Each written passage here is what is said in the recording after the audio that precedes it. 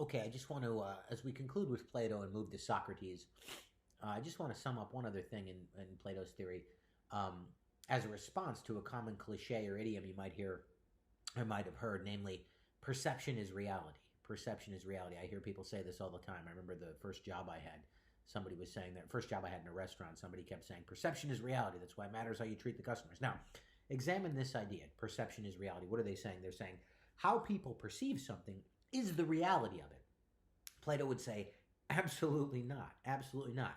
If perception were reality, that would mean reality would be contingent on our perceptions of it. Plato is not saying this at all. He's saying reality is reality. And even if you and I have different opinions about reality, one of us might be right. Both of us could be right.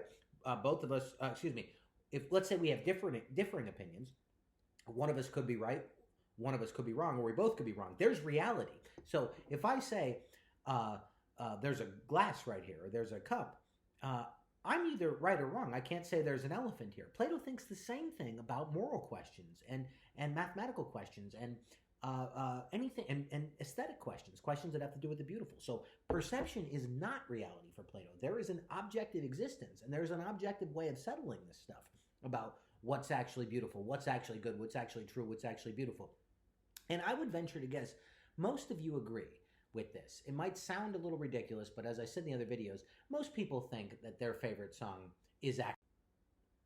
Most people think that their morality is actually right. Think about social justice. Do you really think social justice or is wrong, or that racism is okay depending on your opinion, or Nazism is okay depending on your opinion? No, we automatically have credence and faith in the objectivity of our values and even our aesthetic judgments. It's just difficult to prove them because we can't empirically prove them. So what do? We engage in philosophical debate and use reason and logic. Okay? So for Plato, perception is not reality. Reality is reality, and we can intellect it or think through it using philosophy and try to get to the truth.